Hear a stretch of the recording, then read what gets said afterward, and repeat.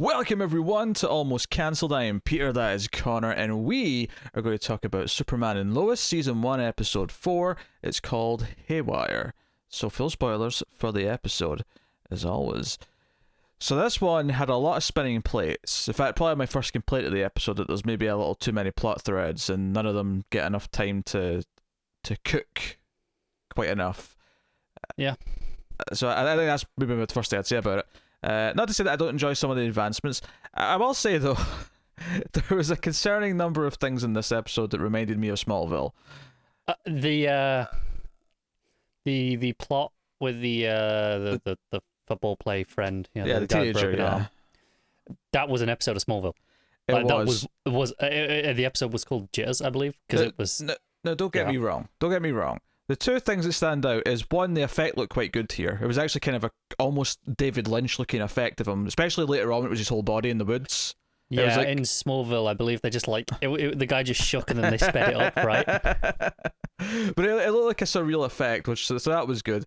And then the other thing being is it didn't turn into a supervillain. It kind of played out a bit more naturally, I suppose.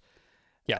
So fair play there, but it did remind me of Smallville. And then there's an ending with Morgan Edge where there's apparently tons of kryptonite in the mines in Smallville. It's hard not to think of the Native American caves, right? Yeah, or just the idea in general that Smallville's got tons of kryptonite buried beneath its soil. Oh sure, yeah. But I mean, I think I want to say it was like season 3 or 4 of Smallville that really delved into that stuff. But yeah, the caves were a big part of that. So anything that reminds me of Smallville is an instant negative point. Just I mean, pretty even just calling it the Crows for the football team, that was in Smallville. that may well be from the comics as well, admittedly, but I would because the football team was so prominent in that show, I would have assumed that was from the comics. I wasn't holding that against it. I'm not really, but I'm not holding it against it. It just still reminds me of Smallville. The moment where the kid's hand started shaking as if he's got a power, I was like, oh no, this is a Smallville episode. What are you doing? What are you doing? Stop it. Stop this right now. It is, yeah. And I want to get my other big criticism out of the way. Okay. Because I think it is a big one. Way too much Kyle. A lot of Kyle this episode. And the fact they try to make us like him by So Lana's pissed at him, and then by the end, kind of comes around to why she likes him in the first place.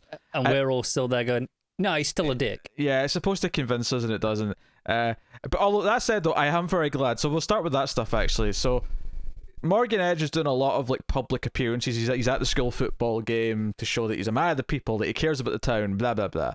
And he sees Lana, and he's like, hey, who? And Kyle notices he's looking, and he's like, oh, hey, that's my wife. Yeah, oh, in that case, I insist she comes to dinner.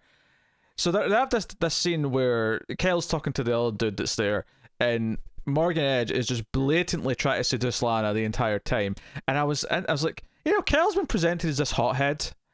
Something about this feels really weird, that he's so blinded by his love of Morgan Edge that he's not noticing that he's completely hitting on his wife. So I'm very glad that Lana, in the next scene that we saw her in, which is when she sort of brings us and says, hey, did you not notice I was uncomfortable with how much she was coming on to me? I appreciate that she noticed this and addressed it, because it was really weirding me out. He is extremely blind, because I think the exact line of dialogue he has is, it's not like he was flirting with you. Yes. Are you sure about that?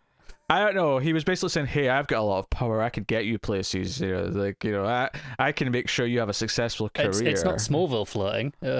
It's creepy businessman flirting.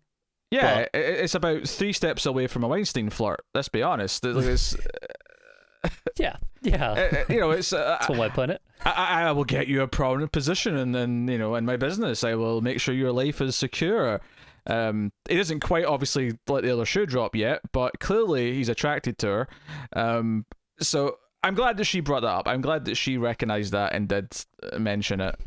Even if I didn't really necessarily buy, and there is kind of obviously the ironic touch here is that it's kind of Lois, when she goes out with drinks with Lana, kind of convinces her that your husband does care about the town, and he's he tries his best. She's like, oh, he's clearly not a bad guy. Yeah, and I'm like, Lois, you've literally done nothing but argue with this man. I know. Not that I dislike them going out together. Because I do think a lot of the stuff that this episode tries to do is very commendable. And there's parts of it that I like. And typically speaking, it's parts with the main 4 cast when they're in a moment that has some resonance for what they're going through that I like. I wasn't necessarily so hot on Jonathan, with the, Jordan's making the big play and, winning the game for people moments. I'm not super hot on it, but it's also necessary beats, because if it wasn't having him being jealous and feeling like an outsider and this being weird for him, I'd be calling it on that as well. Yeah, I wasn't into the scenes where he was looking mopey about it, but later on when they're at the party and Jordan and Sarah are looking over, I kind of liked their commentary on him being kind of awkward, being a loner, because he's not used to it. He's used to being like the popular kid. He's not used to being an outsider, whereas they two are like, nah, we kind of this has always been us. We're used to this. We know what to do with this. I'm shocked at how much I like that conversation, because it should be in theory, that should be the pinnacle of terrible teen drama on the CW. That scene there. And there's a moment at the end of the conversation where she's like, hey, maybe we should go and like rescue him and give him somebody to talk to. And John's like, well, give him 5 minutes. He might dig himself out of it. But the moment plays is actually kind of a sweet moment where she's like, oh, he wants to talk to me for a bit more on his own. And she actually moves a little bit closer. Yeah. And it actually plays a decent, sweet little moment. So this is the weird thing. This is probably the weakest episode so far, because it does try to do so much, and I think doesn't give enough time to any one element. Because the other thing with the kids, of course, is that, and I was almost a little disappointed it was resolved in this episode, but I did kind of love Sam kind of overstepping his bounds and being like, hey, kids, because his whole thing, of course, is that Clark shouldn't focus on his family. He should devote himself to being Superman, and he can't let himself be distracted by anything. And because he's clearly not getting through to Clark or Lois about this, they disagree with him completely. He goes to the kids and says, hey, I mean, now that you know your dad's Superman, you have to understand that you should try and, not distract him. Like don't waste his time, I think was the exact line. He's out there saving lives, so maybe think it... And I think part of the reason why I thought this was going to last a while before this conversation came to Clark and Lois's attention was because I thought, this will explain for several episodes why they're not just running to Clark to solve problems. Like maybe because I actually kind of liked later on in the episode when Jordan's like, no, we should try and solve this ourselves, because that Dad's doing important things. Maybe we can be like many Supermen. They don't say Superboys, obviously, but we can solve this problem. We can try and help him. And obviously, it fails makes miserably. Sense for teenagers to try that, obviously. Yeah, but then of course, Jordan gets knocked down, and then the kid who's vibrating erratically is like getting worse, and he's coming towards Jonathan, and he's like, "Shit, I'm going to die!" And he pressed the button. Dad, come save us, please. But I did like the moment itself, though. Later on in the episode, where Clark says, hey, why didn't you just call me the second you started noticing this kid had a meta problem? And they just both look at Sam, and then Lois and Clark just both turn their heads and look at Sam. And it just cuts to them going, how dare you? I kind of love Lois, because we've seen Clark debate with Sam a lot in this show, but ultimately it's Lois's father. So I kind of liked her eventually saying, no, enough of this bullshit. I'm having this conversation with you, and this is the same shitty parenting you did when I was a teenager, and it was shit then, it's still shit, and obviously she wasn't saying shit, but that's the sentiment. I think the word she uses was, it sucks. Yes. Because CW. Yes, they cleaned it up a little bit, but she's making some very good points. I really like all the stuff with Sam in this episode. Pretty much. I think that's just my only critique of the Sam stuff, and kind of also it links to the kid stuff a little bit, is that I think by having the villain, which turned out, it's Kilgrave who's coming out of the prison, because Sam makes this big speech about how, well, they're noticing you're not in Metropolis as much, so they're getting a little bit more, in a gang of making some moves. Yeah, they mention our gang. Kilgrave's been transported because they basically see the prison in Metropolis is no longer safe because you're not around, so they're going to put him somewhere more secure. Gotham, maybe, who knows? But, when Superman, the guy, Kilgrave escapes, disappears. Later on, there's a confrontation where they lure Superman in. He's got this sonic weapon. I did like the Hulk clap, moment. Mm-hmm. That was fun. But Kilgrave does make a whole speech about how, you're not here as often, so that means your priorities are somewhere else. And I'm like, you know what? Have just Sam make this speech, and then let's just have the action happen. And I'll get that this is making the point Sam was getting to. Having the villain reiterate it in dialogue just made me feel spoken down to. I agree, and I think you're 100% right with that complaint, and I agree with it. Mm-hmm. But because Sam brought out first, I'm allowing it as still I like the Sam stuff. Sure. And I dislike it in the Kilgrave side of it, if that makes sense, even though they are very intrinsically linked. Yeah. But there's just enough separation. But I mean, like right from the start when they're at the football game and Jordan comes on, and you know the exact line of dialogue where before it happens, where Sam just tells Lois, goes, "So you want to tell me?" I actually thought she was. It just cuts away, but I honestly thought Lois was going to go, nah. just continue about her day like nothing was going on. But no, ultimately, I am shocked at how much I'm loving the two teenagers, like, and how much their driving plot lines are some of my favorite stuff in the show. I'm absolutely, shocked because that this. was the stuff that ever since this show was announced, we were like, oh god, this is the bit that we dreaded. Their stuff, we like, this is the bit where CW's it, and it goes full teen drama and Smallville 2.0 in a lot of ways, right? That was what we were terrified of. Yet it has been consistently some of the best stuff, which is shocking.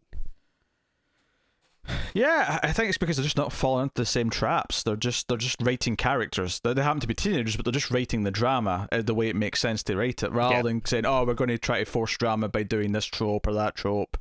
So because I don't think I have any complaints about them in this episode, no. Other than maybe the plot being a little bit rushed, sure, along with every other plot in the episode. But yeah, I don't think they do anything wrong. No, I think that's fair. And then the element they sort of tack onto this, which I like this on its own in terms of a point to make, which is that Clark failing to turn up to sort of speak at the town meeting because Lois's article gets basically blocked by lawyers because she's still technically under a non-compete clause in her contract with the Daily Planet, so she's not allowed to publish anything for now. And so she wants Clark to go speak as the local town hero, like Mr. Smallville, to go and speak against Morgan Edge, and he says he's going to do it. But he's too busy fighting Kilgrave. He's in combat. It's typical Superman stuff, and she understands that. And this is what I liked about this plot as well, is that when the dispute happens and she is kind of pissed, and he realizes she's pissed, and she knows logically why it's okay that he was doing what he's doing, why it's more important. But ultimately, there still comes a point where she wanted him to be there and he wasn't. So there's like just a feeling she has about it, and she can't help it, and she knows it's selfish, or she knows it's whatever. As well as it pushes it into a very human territory, because she mentions how obviously if we just take Superman stuff as the job, right? Yeah. So okay, that's important. She knows that, and the kids, of course, the kids are important. I'm sure any parents would say that, but it feels like she's being pushed down the priority list. Is kind of the way she puts it, because the kids are kind of more important than she is. Which again, as a parent, I'm sure she's like, no, that makes sense. That's how it should be. But also, it still stings a little bit. Yeah, I think most parents agree the kids become the number one priority and the spouse becomes second priority once that happens. Right, but exactly. That's I don't just think normal. that's an unreasonable assumption. But he's also Superman saving the entire planet constantly. Right, so but even taking that out of it, like normal spouses, they accept that the kids are still the number one responsibility, and they're the priority. But it's only natural to also still feel disappointed that they're not the priority anymore, I guess.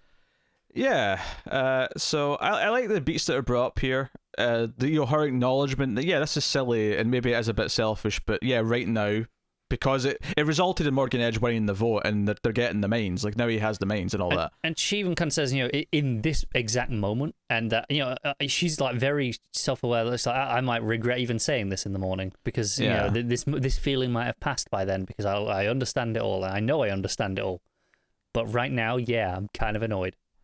Yeah, I think that element of it, she knows she's not going to be mad tomorrow because she knows that all of his reasons for not being there are completely valid. But it added some nuance to their marriage and the differences with it. That's both relatable but also not because Superman.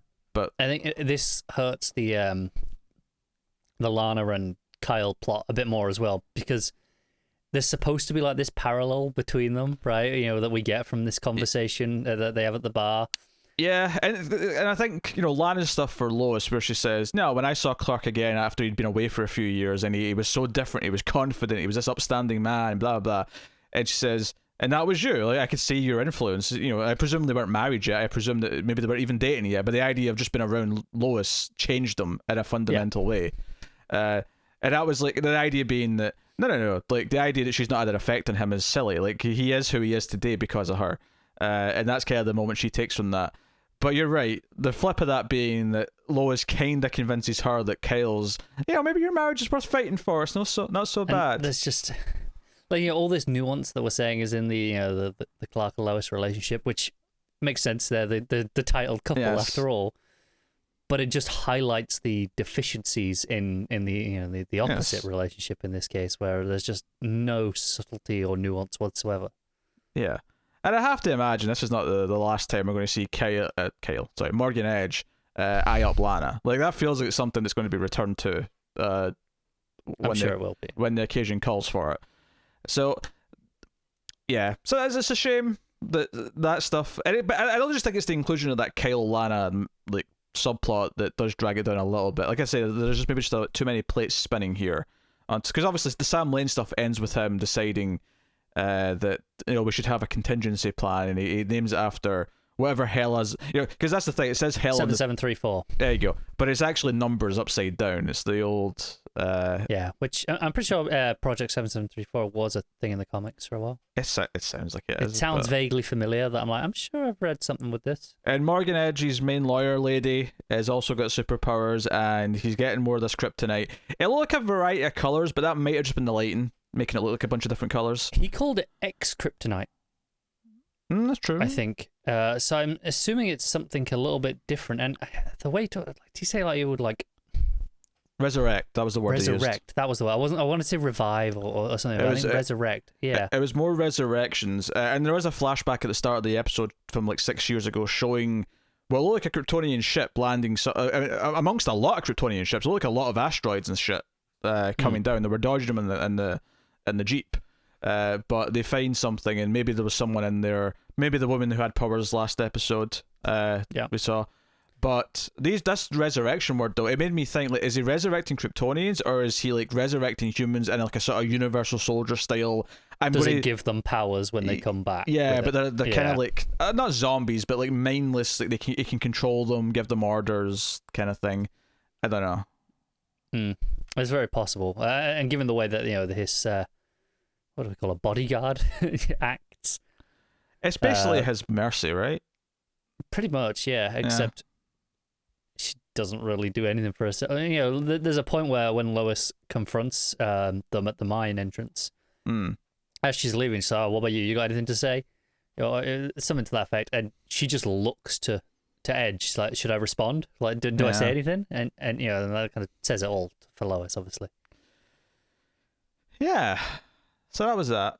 Like I say, I mean, the kid stuff was good. We never really talked about much about the kid with the powers. It's mainly just that there's this thing where one of the other guys is like really shitty towards him and keeps saying that he can't afford anything. He tells the waitress that, hey, you might want to make sure he pays for these up front.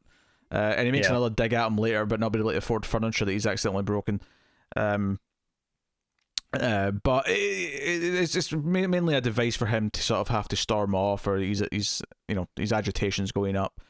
Like I say, the effect looked not bad though, especially once it was his whole body, because it kind of looked like it was again very surreal, very kind of Lynchian. It did, yeah. And obviously Jordan's feeling pretty guilty here because he thinks he caused it with his heat vision explosion, which is what injured him in the first place. And maybe he did. It's hard to say. Well, it sounds like it was, but only because this other substance was there.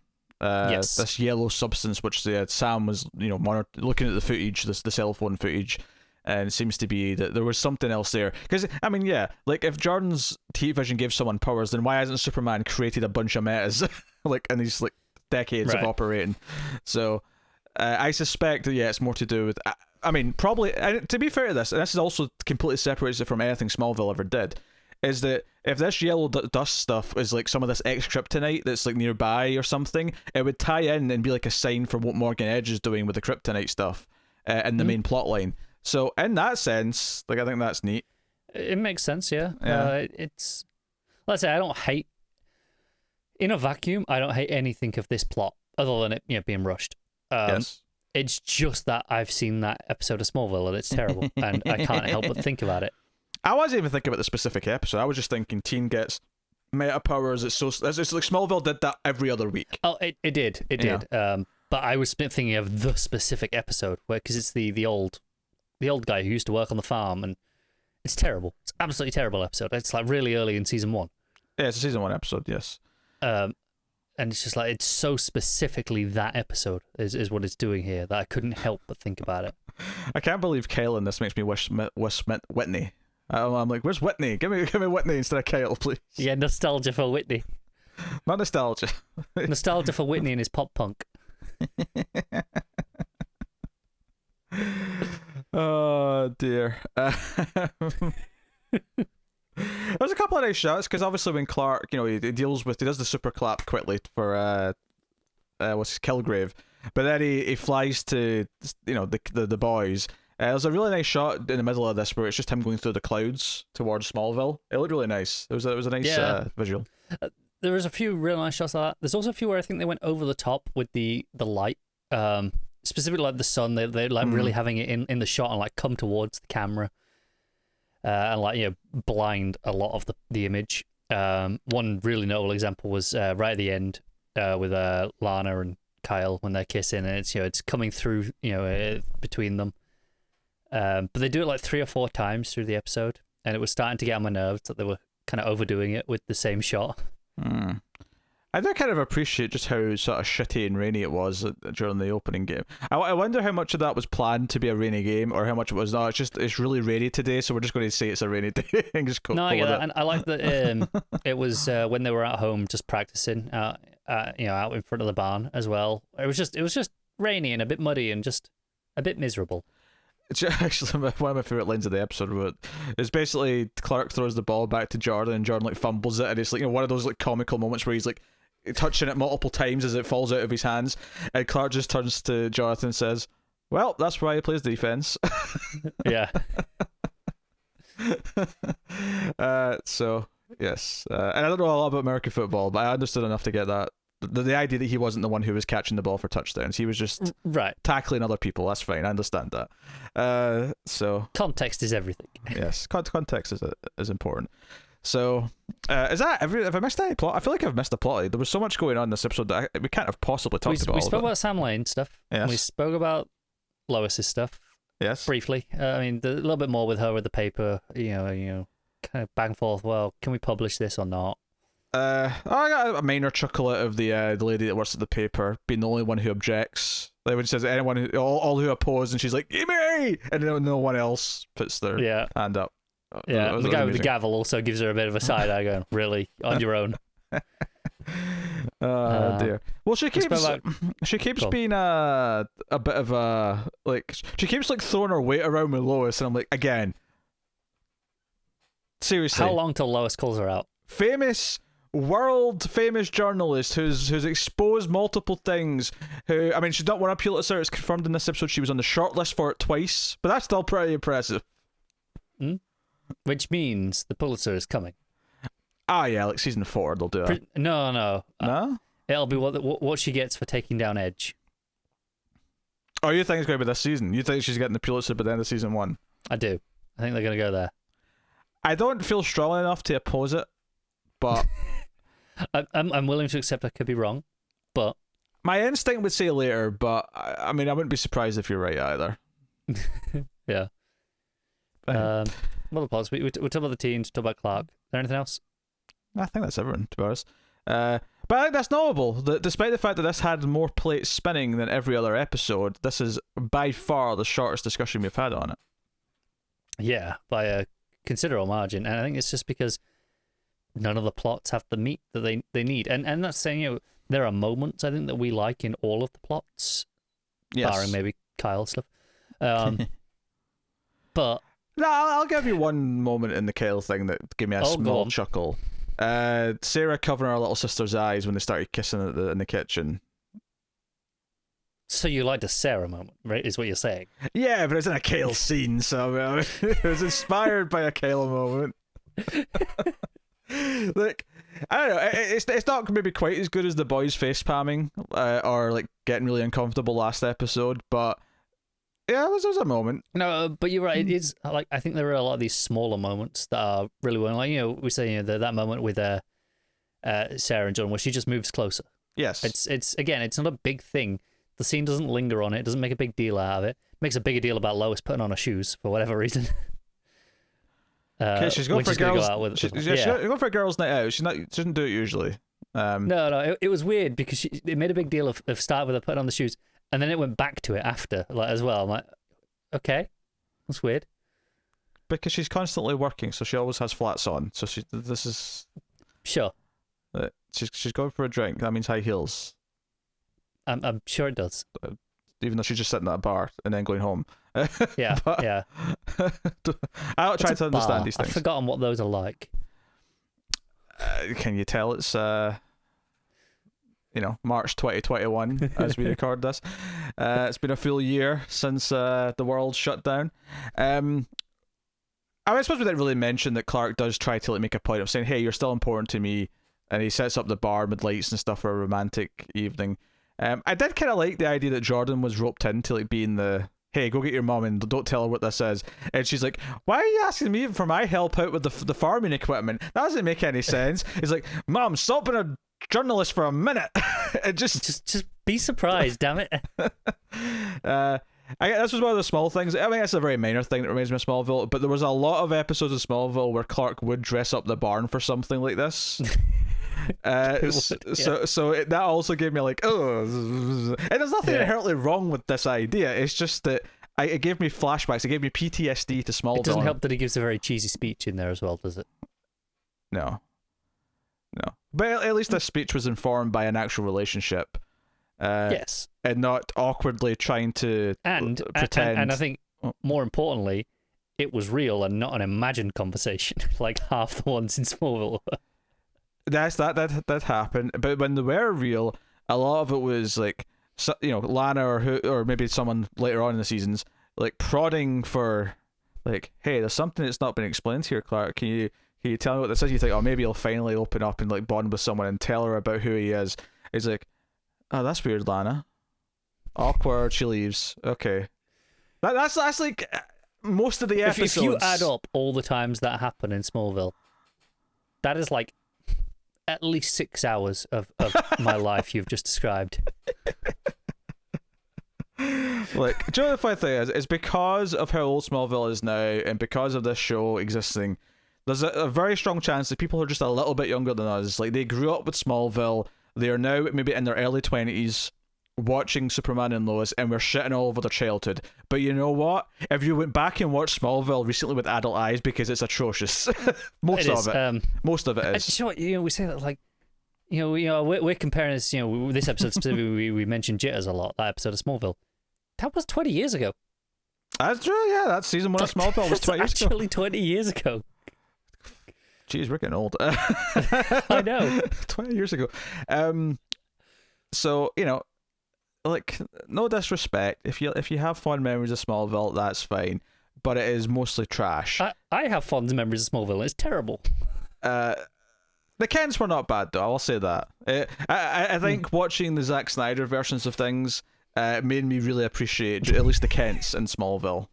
Put things into perspective a little bit. Yes. Like, Smallville was a waste of time, but it didn't bastardize the idea of what Jonathan Kent teaches Clark. So it didn't bastardize even Clark. Like, not really. I mean, it didn't bastardize him intentionally. They cast like a wooden plank of like, a 2x4 that just kind of stood there with no emotion. Weak acting is not the same as character assassination. No, it's not. But I'm just saying, there's still not a good interpretation of Superman, just in the sense that I wasn't exactly feeling the vibes of inspiration coming off of him. No, I'll give you that. I was feeling the vibes of, oh man, these satellites are really bright in my eyes. Oh, I better try and not blink. That's what I was getting from. Anyway, that's episode 4 of Superman and Lois. Let us know what you thought of this one in the comments below. Like and subscribe. All that. Actually, one final little detail. Kilgrave had like super gum that he made in his prison cell. What's up with that? That was stupid. Anyway, that was really stupid. Thank you very much. Like and subscribing super important on YouTube, so please do that. It helps the video be shared out to more people by YouTube. It gets recommended more. The algorithm is the beast which must be slain, so please help us slay it. Thank you. You can also support us financially over at patreon.com/MailFuzzTV for as little as $1 per month and keep all the content coming. And you can catch us on Twitter at mailed_fuzz for channel updates. But otherwise, that is us. So thank you once again for watching or listening. We always appreciate it. Keep watching TV. Have you got any vanilla?